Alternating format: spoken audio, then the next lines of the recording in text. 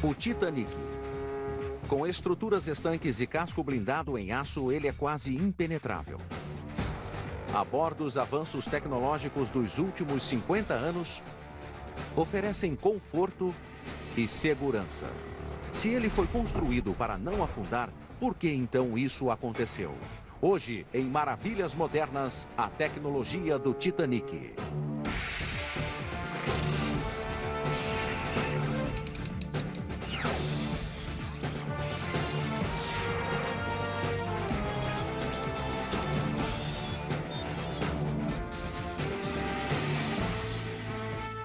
Maravilhas Modernas. A imensidão da parte flutuante não permitia vislumbrá-lo de uma só vez. Pesando milhares de toneladas, boa parte dele ficava imersa nas águas tranquilas. É provável que tenha brilhado mesmo na noite sem lua da viagem inaugural. E por incrível que pareça, ele foi criado totalmente fora d'água. O iceberg que afundou o Titanic.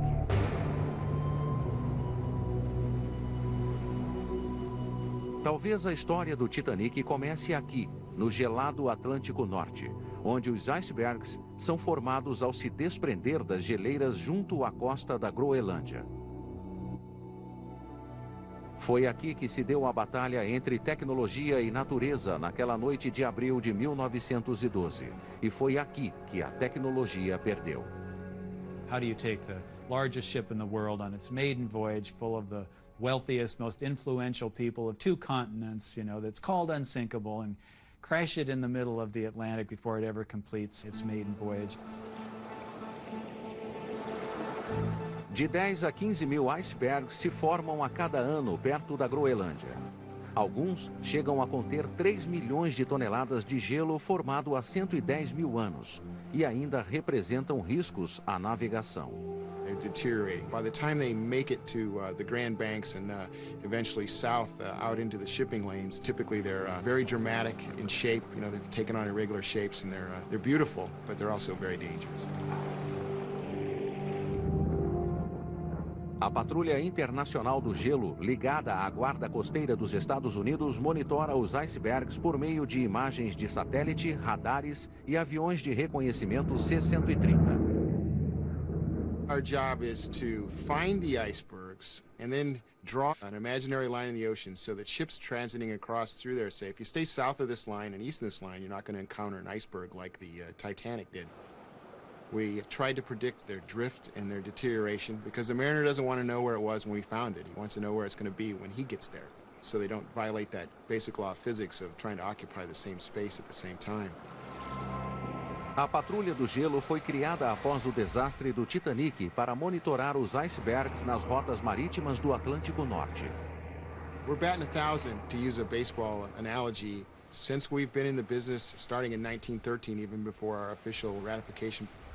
No one has hit an iceberg who has adhered to our limits. Ships still hit icebergs, but they have been inside the Ice Patrol's limits. And obviously, there's never been a disaster that comes anywhere close to the loss of life from the Titanic. Todo ano, no dia 15 de abril, data do naufrágio, a patrulha joga uma coroa de flores perto de onde o Titanic afundou, em homenagem às quase 1.500 vítimas. Contrastando com a simplicidade do iceberg, estava o Titanic da White Star Line, na época o maior navio já construído, com 269 metros de comprimento, 29 metros de largura e 53 mil toneladas de peso. De ponta a ponta, ele era mais alto que os maiores arranha-céus da época. Mesmo com a quilha submersa, ele tinha a altura de um prédio de 11 andares. Navegava à velocidade de 22 nós, ou cerca de 40 km por hora. Os construtores o consideravam praticamente inafundável, pois ele incorporava a experiência acumulada em meio século de construção de grandes navios de passageiros. Most of the technology that existed in 1912 Also existed 50 years prior, but it was in its infancy. It was in a development stage. It was just experimental. The Titanic was a culmination of the development of all this stuff and pulling it together and putting it into one package. Titanic was actually the second of a class of 3 superliners that were projected to establish reliable big ship service between Europe and America. The Olympic-class ships were really state-of-the-art, not cutting edge, but state-of-the-art. O navio representava a opulência da época, que começara quase 50 anos antes, na era de ouro das invenções e descobertas. Caracterizadas pelos avanços tecnológicos que se seguiram à Revolução Industrial, foram muitas as conquistas dessa era dourada. O motor a vapor de Thomas Newcomen foi aperfeiçoado e patenteado por James Watt em 1769. Na metade do século XIX, enormes motores a vapor de carvão movimentavam fábricas, locomotivas e navios. O mesmo carvão que alimentou a Revolução Industrial agora era extraído com mais eficiência com o uso dos motores a vapor. Eles eram usados para expelir gases tóxicos e água das minas e dar acesso ao carvão encontrado nos veios mais profundos e perigosos. Outro avanço tecnológico da metade do século XIX foi a capacidade de Henry Bessemer de converter grandes quantidades de ferro em aço. Injetando ar no ferro derretido, eliminavam-se as impurezas e obtinha-se um metal mais leve e forte. A eletricidade gerada pelos motores a vapor movimentou outras tantas invenções no final do século XIX, entre elas o telefone, o elevador, o telégrafo sem fio e a lâmpada. Essa era de ouro trouxe à luz os processos da natureza e também como ela podia ser controlada em favor do homem. Na entrada do século XX, os construtores navais já tinham o conhecimento necessário para revolucionar a viagem por mar e deram início à era dos grandes navios de passageiros. England and Germany and France and Holland were your main maritime nations. The United States was a poor second cousin, and they had the American line, but basically it was those 4 countries in Europe that had the large shipping.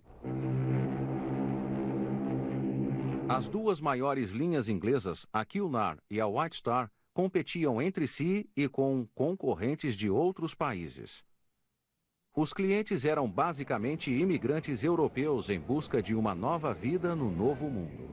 One thing that people don't understand is these ships were built for the immigrant trade, which was a flourishing type of economy in those days. And there was only one way to cross the ocean. So your ships were built for the immigrant trade, and of course it was the only way that first and second class type of people could cross the ocean, so they made the necessary accommodations for them. A mais veloz e sofisticada Cunard superou a White Star em 1907, ao lançar os 2 maiores e mais rápidos navios do mundo, o Lusitânia e o Mauritânia. Cada um pesava mais de 30.000 toneladas e atingia a velocidade de 26 nós, reduzindo a viagem transatlântica a 5 dias. A empresa irlandesa Harland & Wolff, construtora da White Star, tinha de reagir. Mas como? Cautelosa, ela não pretendia competir com a Cunard em rapidez, porque cada nó a mais implicaria enormes gastos em combustível. Speed is very, very expensive.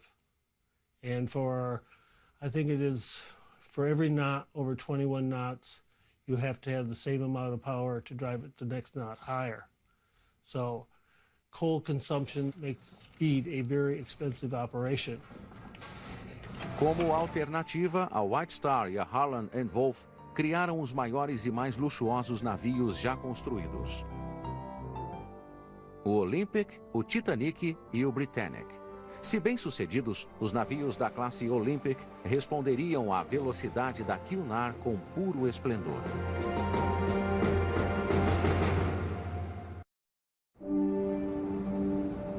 A construção do Titanic teve início em 31 de março de 1909, 3 meses após a do Olympic, aqui em Belfast, no estaleiro da Harland & Wolff, do Lord Pirrie, no Mar da Irlanda.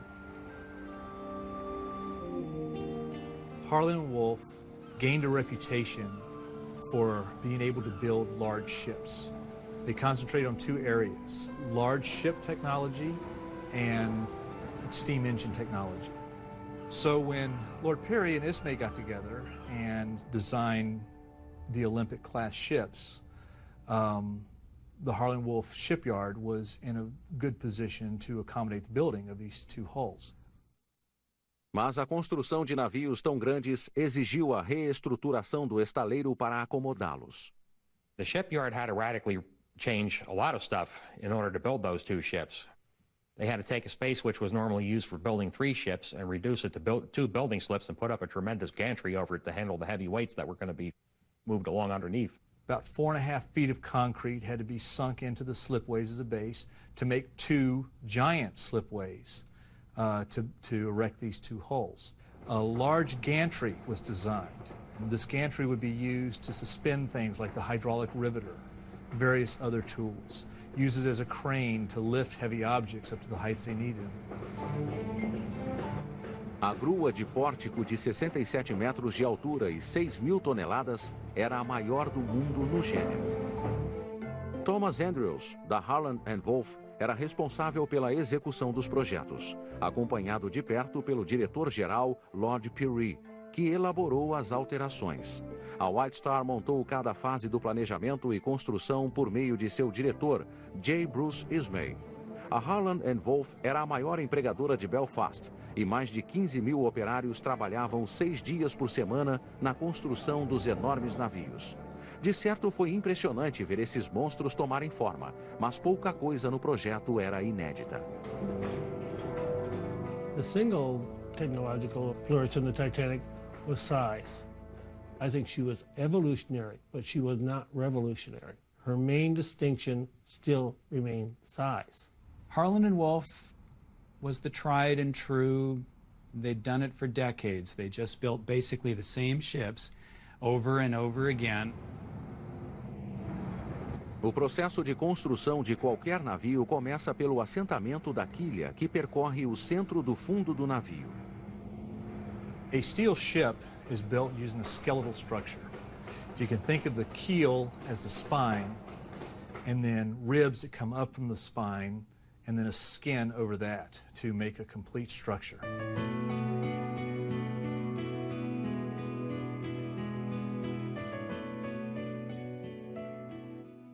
O Olympic e o Titanic tinham fundo duplo, espaço vedado entre a quilha e o primeiro convés.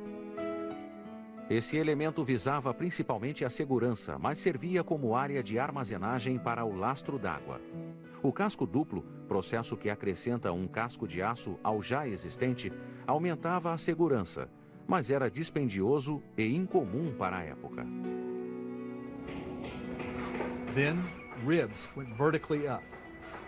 3 feet spacing was the average between the ribs, length of the vessel. As the ribs began to take shape, then you started to put in deck beams to give it longitudinal rigidity as you're building it up. Once the framing process is done, and the framing process took about a year, then you began the plating.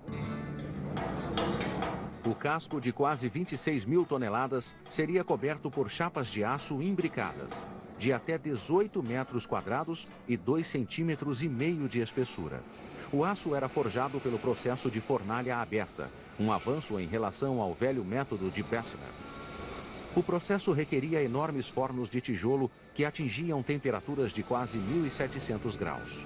This process of making the steel on an open hearth was a bit more efficient because you could melt scrap iron plus ore together and reuse some byproducts from other processes and generate the steel that way. That was a state-of-the-art technology at the time, It was about the best and most efficient way to produce mild steel. O aço do Olympic, Titanic e outros navios da época era propenso a micro-rachaduras, que provocavam minúsculas fissuras, sobretudo em volta dos rebites. A Harland & Wolff sabia disso, mas não considerava um problema. As chapas de aço eram fixadas em todo o casco por mais de 3 milhões de rebites de 7,5 cm de comprimento. The rivets that were hydraulically driven into the ship, they had these huge hydraulic presses that they hung from the gantry that was suspended over the hulls as they were building them in Belfast. The hydraulic riveting was used on a great part of the ship, but where the machine couldn't fit, it was all done by hand. Embora moderno na época, o método não era infalível. O metal imperfeito chamado escória às vezes penetrava nos rebites de ferro batido que eram martelados à mão. Slag in the wrought iron rivets is the result of the fact that neither the Bessemer nor the open hearth process of making the steel were perfect in extracting all its impurities. Some of it eventually finds its way into the making of the rivet, and that slag will weaken the rivet.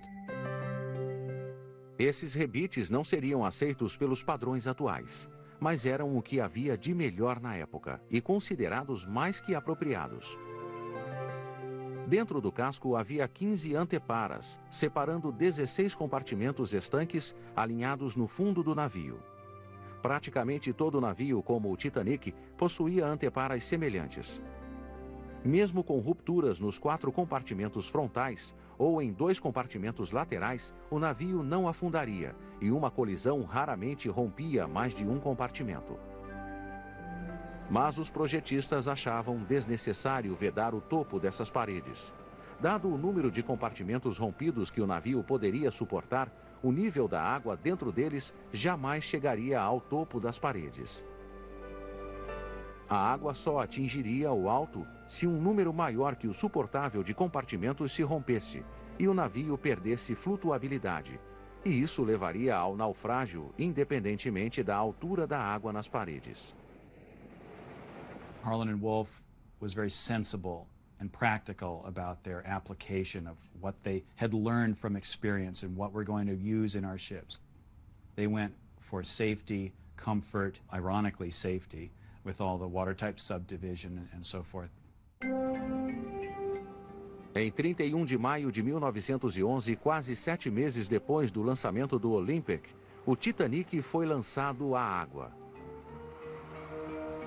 Mais de 100 mil pessoas viram o navio desembocar no rio Lough, utilizando 22 toneladas de graxa feita de gordura, sabão e óleo de trem. Um operário morreu pouco antes do lançamento, a segunda morte ligada à construção. He unfortunately was removing the poles or the lumber underneath and one fell on him, and he later died in a Belfast hospital.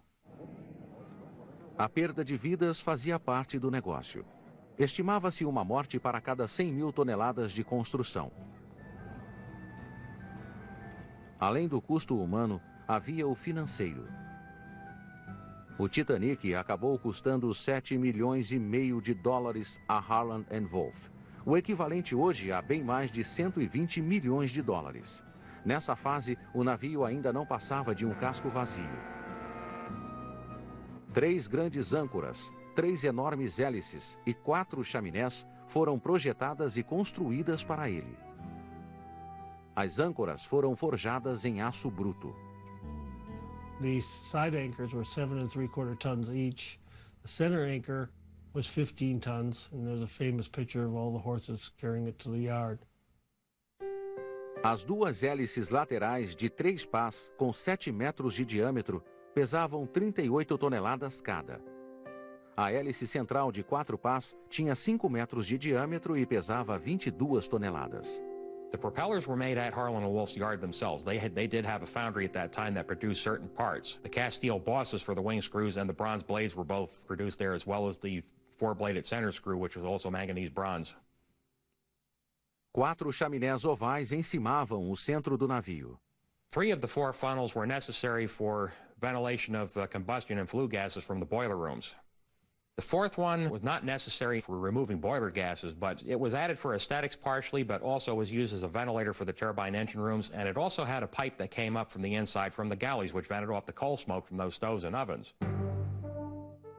Havia mais de 2.000 escotilhas e janelas no navio. 2 mastros de 62,5 metros foram incorporados. Um com um guindaste para içar veículos e uma escada para subir ao cesto de gávea para observar, entre outras coisas, icebergs. Levaria quase um ano para terminar de equipar o Titanic. Fitting out, basically that's the completing of the ship. You take an empty shell and you turn it into a palatial floating palace. A Harlan and Wolff começa então a acrescentar não apenas móveis e tecidos, mas também a tecnologia que faria do Titanic uma conquista da era eduardiana. Embora o Titanic fosse o maior navio do mundo, os 3 navios da classe Olympic foram projetados para ter 269 metros de comprimento. Olympic and Titanic were built from the same basic drawings exactly. They're exactly the same length, the same width, the same height. They were designed originally to be identical twins. Mas as alterações que elevaram o peso do Titanic para 53.000 toneladas fizeram dele o maior e tão imponente por dentro como por fora. The heart of all power on the Titanic came from steam. The generation of steam propelled the ship. It lit the ship, made electrical power for all the stuff on board. It ran the refrigeration systems. It ran everything. There were 6 boiler rooms occupying a space of about 320 feet throughout the length of the ship. 29 caldeiras de 4,5 metros de altura foram instaladas no casco. Perto das caldeiras ficavam os motores do navio, 2 alternativos e uma turbina a vapor. Os 2 motores moviam as hélices laterais. Each of these reciprocating engines had a high-pressure cylinder, an intermediate pressure cylinder, and a low-pressure cylinder, each one driving a crank on that crankshaft. Steam was admitted at approximately 210 pounds per square inch to the high-pressure cylinder. It was exhausted from the high-pressure cylinders to the intermediate at 78 pounds per square inch. And then from the intermediate to the low-pressure at 24 pounds per square inch. Depois que o vapor saía do cilindro de baixa pressão, ele ainda era utilizado no vácuo desses tubos fechados. In Titanic's case, they took that remaining steam, which exited out of the engine at 9 psi, and they diverted it into a low-pressure turbine, which used the steam to impact against thousands of blades attached to rotors. A turbina movia a hélice central. Depois, o que sobrava do vapor era desviado para os condensadores e transformado de novo em água, retornando às caldeiras num sistema fechado. It was extremely efficient. Ships only 50 years before it did not have this sort of stuff, and they burned tremendous amounts of fuel. O navio podia carregar cerca de 6.000 toneladas de carvão nos enormes paióis. Utilizando cerca de 625 toneladas de carvão por dia a 22 nós, os motores do Titanic rendiam de 46 a 50 mil cavalos de força. Mas não faziam só isso. Eles também geravam eletricidade. Titanic's electrical plant consisted of 4 generating sets. Each generating set consisted of an engine coupled to a 400 kilowatt dynamo, which generated a 100-volt direct current that was used in the ship. It was used for a number of things, but primarily electricity was used for ventilation, to run all the fans, for heating, for the electrical heaters throughout the ship, and also for illumination. A eletricidade era relativamente nova em navios de passageiros e o Titanic aproveitou isso como nenhum outro navio. Mais de 320 quilômetros de cabos elétricos e mais de 10.000 lâmpadas iluminavam o navio de forma quase excessiva. A eletricidade também movia um dos 3 sistemas fechados de telefonia a bordo. Um com uma mesa para 50 ramais e outro que conectava o cesto de Gávea à ponte. Ela alimentava o equipamento do ginásio e os aquecedores dos aposentos da primeira classe, além dos banhos turcos no convés F. There were Turkish baths on other ships, but they just pulled out all the stops here for Olympic and Titanic with a very elaborate Arabian-style cooling room. They had a shampooing room, hot room, steam room. Outra novidade relativa eram os 4 elevadores. 3 para a primeira classe e, numa atitude inusitada de inclusão, 1 para a segunda classe. A terceira classe usava as escadas. As suítes da primeira classe tinham banheiros próprios, uma extravagância na época. Todos os 710 passageiros da terceira classe dividiam apenas 2 banheiras, mas em uma viagem tão curta, o banho semanal podia aguardar até o final da jornada. 3 redes de água forneciam água potável, água destilada para as torneiras e água do mar para banhos e toaletes. Pequenos reservatórios também forneciam água para as pias em alguns cômodos. Os passageiros da primeira classe podiam desfrutar de uma piscina com 9 metros de comprimento por 4 de largura, um luxo encontrado em apenas um navio antes do Olympic e do Titanic, mas em escala bem menor. Em 20 de setembro de 1911, o eficiente cronograma de construção do Titanic foi rompido. Enquanto o Titanic recebia o equipamento, o Olympic colidiu com outro navio. Durante o trabalho de recuperação de seu casco, o Titanic ficou em segundo plano. Houve quem alegasse que o enorme porte dos navios em relação aos lemes resultava em pouca mobilidade. Com altura equivalente a 5 andares e 101 toneladas, o leme não era pequeno, mas seria adequado a um navio dessas proporções? Much has been made about the rudder being too small. This is another one of these myths. Based on data that still exists from the Olympics trials, the turning circles and the amount of time it took to change that ship's direction are perfectly acceptable within today's standards. Indiferente ao fato de que a colisão do Olympic pudesse resultar de falha no projeto, a Harland & Wolff realizou os testes marítimos do Titanic quando os sistemas do navio são verificados. Em 2 de abril de 1912, após submeter o navio a curvas e manobras, os satisfeitos proprietários não viram motivo para adiar a viagem inaugural do Titanic, prevista para 8 dias depois, em 10 de abril de 1912. O Titanic zarpou de Southampton para Cherbourg em 10 de abril de 1912, com cerca de 1.300 passageiros, entre eles o projetista Thomas Andrews e o presidente da White Star Line, J. Bruce Ismay. Edward John Smith, veterano capitão da White Star, quis fazer dessa viagem inaugural a última antes de se aposentar. Ele integrava uma tripulação de quase 900 pessoas que levavam os passageiros aos respectivos convéses. O luxo era logo notado, ao menos pelos passageiros da primeira e segunda classe. Um salão da primeira classe reproduzia o Palácio de Versalhes, mas a grande atração arquitetônica do navio era a escada de madeira de 5 andares. To my mind, the grand staircase of Titanic was by far her most compelling and attractive architectural feature. I've never seen anything quite like it before or since in any other ship. It just looks perfect to me. The dome overhead is just perfect. Not too much, not too little.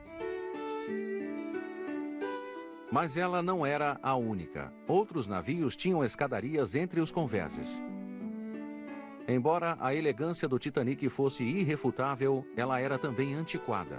Os carpinteiros da Harland & Wolff seguiram o mesmo estilo de mobília, padrão de tapetes e até vitrais de navios anteriores.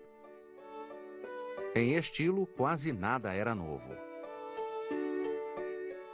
They were somewhat pedestrian, oddly enough.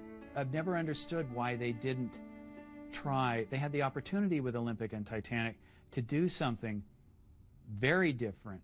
And they went for the very same patterns, the very same fabrics, the very same carvings in some of the public rooms that could be seen in some of their earlier ships. Se o Titanic não era moderno em estilo, em segurança ele excedia. Fundo duplo e anteparas estanques, cujas portas podiam ser fechadas e lacradas eletricamente da ponte. Embora a planta original exigisse 64 botes salva-vidas, o total de 20 excedia o mínimo legal para os navios de bandeira britânica desse porte. It's amazing how people talk about lifeboats.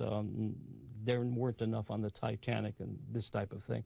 But one must remember all steamship companies of the time had similar faults. Lifeboat accommodation was based on tonnage, not the number of people you carried. And in fact, the Titanic had more lifeboats than what the requirement called for.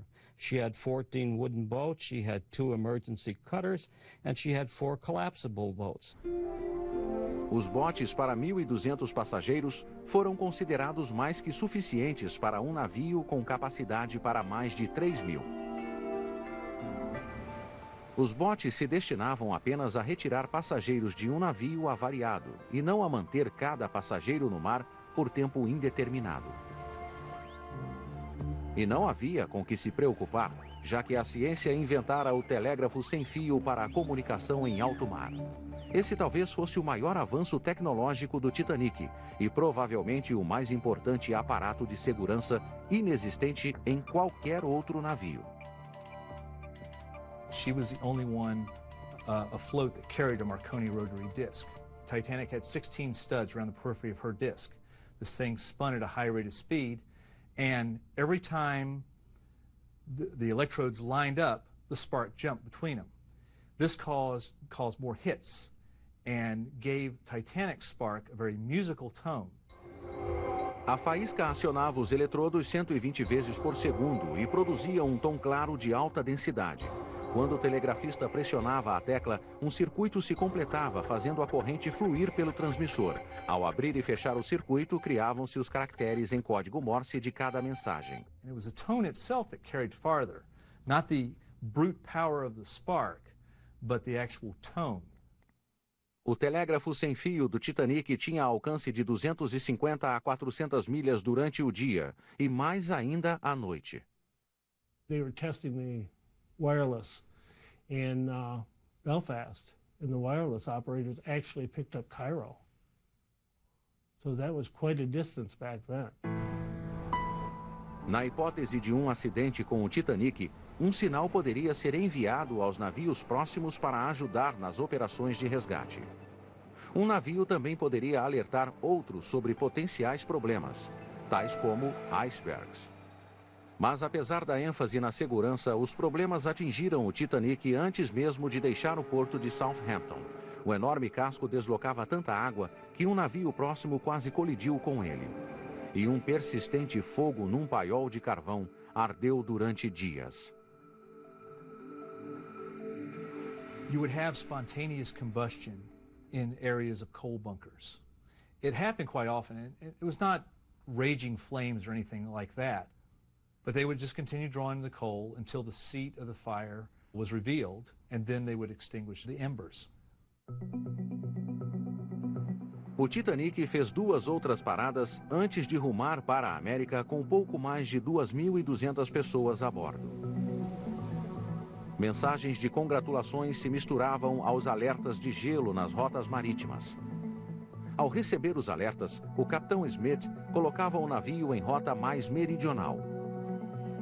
Uma interrupção de 6 horas no telégrafo resultou em acúmulo de mensagens, inclusive sobre icebergs durante o final de semana.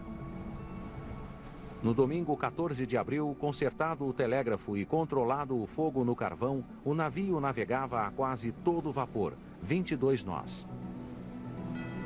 Era uma noite sem lua e o mar estava tranquilo.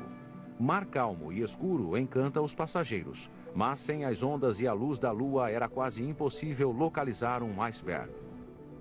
Por volta das 11h40 da noite, um sinal veio da cesta de Gávea. Havia um iceberg bem à frente e o Titanic não poderia desviar. Nenhum outro navio já construído estava mais bem preparado para suportar tal colisão. Depois de avistar um iceberg bem à frente, estima-se que 37 segundos se passaram entre o alerta da Gávea para a ponte e a colisão do Titanic. I corresponded with Frederick Fleet, who was in the crow's nest of the Titanic, and he said when he first saw the iceberg, it looked like just a little bump on the horizon. But he immediately picked up the telephone that was in the crow's nest and called the bridge and said, "Iceberg right ahead, sir." O iceberg estava a quase 1 milha do navio, que navegava a 21 nós. O primeiro oficial Murdoch mandou virar o leme e inverter os motores, mas simplesmente não havia tempo ou espaço para o Titanic desviar, e Murdoch acabou selando o destino do navio.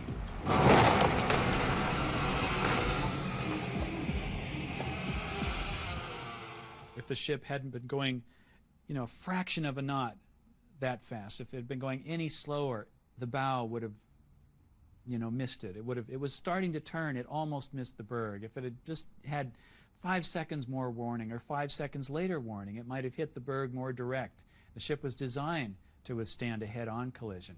It was that glancing scrape all along the side that was the death knell.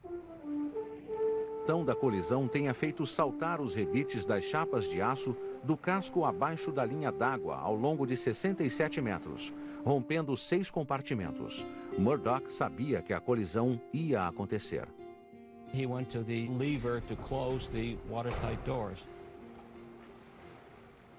And from that point on, Captain Smith came up on the bridge, and this was just after they struck the berg, and Captain Smith said, "What happened?" And Murdoch said, "We've struck an iceberg, sir. I tried hard to port around her, but she was too close."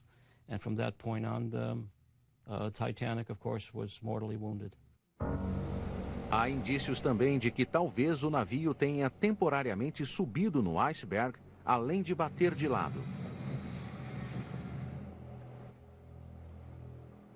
Um sobrevivente afirmou ter visto água entrando por uma parte do casco que não poderia ter se rompido.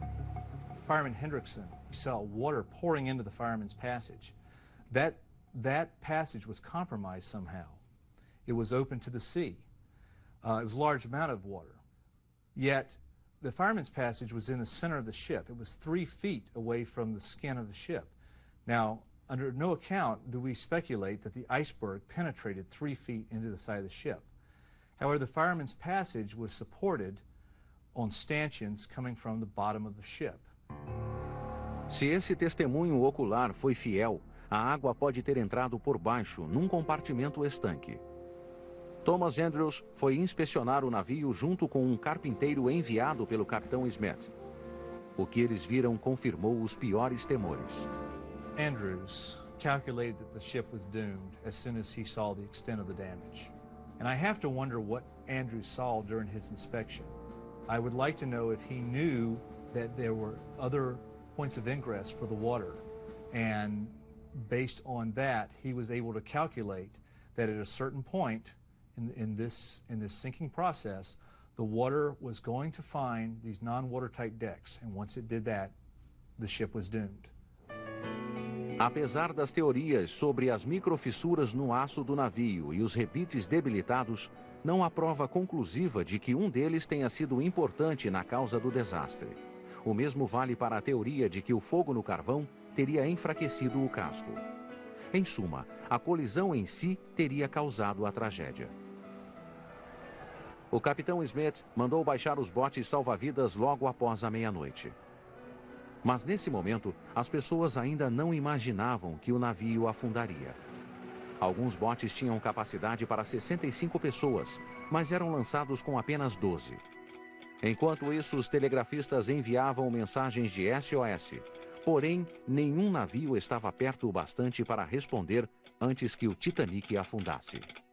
As Titanic was sinking and sending out her distress calls, you had this 60 hertz of musical tone carrying above all these whispers from all these other plane spark discharges. Like bzz, bzz, bzz, bzz, bzz.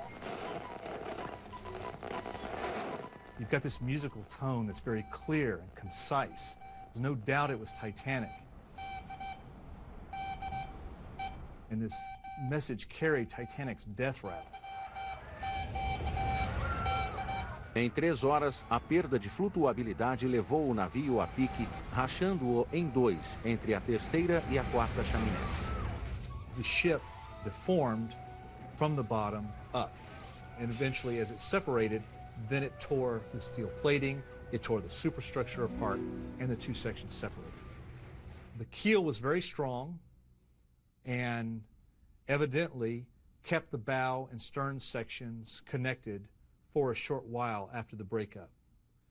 Bow section by this time was almost completely flooded and began its descent to the bottom. O resto da história é de tragédia humana, não de tecnologia. Pouco mais de 700 pessoas chegaram aos botes salva-vidas. Mais de 1.500 não conseguiram. Depois de meia hora no mar, elas morreram de hipotermia. O navio Carpathia da Cunard foi o primeiro a responder ao pedido de socorro. Ele chegou na manhã seguinte e recolheu os sobreviventes dos botes, entre eles J. Bruce Ismay da White Star. Em Nova York, uma investigação do Congresso teve início antes mesmo do desembarque dos sobreviventes.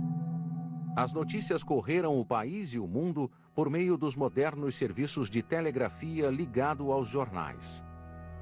Essa tecnologia transformou a tragédia do Titanic no primeiro espetáculo mundial de mídia.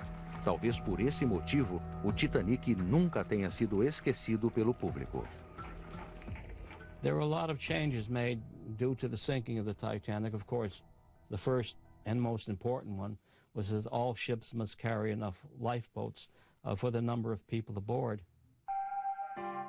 A legislação endureceu as normas para o uso da telegrafia sem fios nos navios, priorizando relatórios de segurança em detrimento de mensagens pessoais. As rotas marítimas foram mudadas mais para o sul.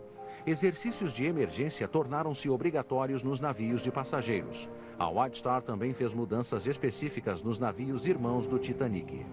They pulled Olympic from service, sent her back to the yards. They stopped work on hull number 433, which became Britannic, and they incorporated these features, a couple of which, most famous, are the double hull, the extension of the double bottom all the way up around the hull, and vertical extension of key watertight bulkheads. Não há prova de que uma dessas soluções de engenharia teria conseguido evitar o naufrágio do Titanic. As anteparas vedadas podem ter retardado a velocidade do naufrágio, mas não o teriam evitado, já que a flutuabilidade do navio estava comprometida por conta do excesso de anteparas rompidas. A lição que o Titanic deixou talvez seja a de que as conquistas tecnológicas podem esconder vulnerabilidades, mas o risco jamais poderá ser descartado, por mais impressionantes que sejam nossas maravilhas tecnológicas.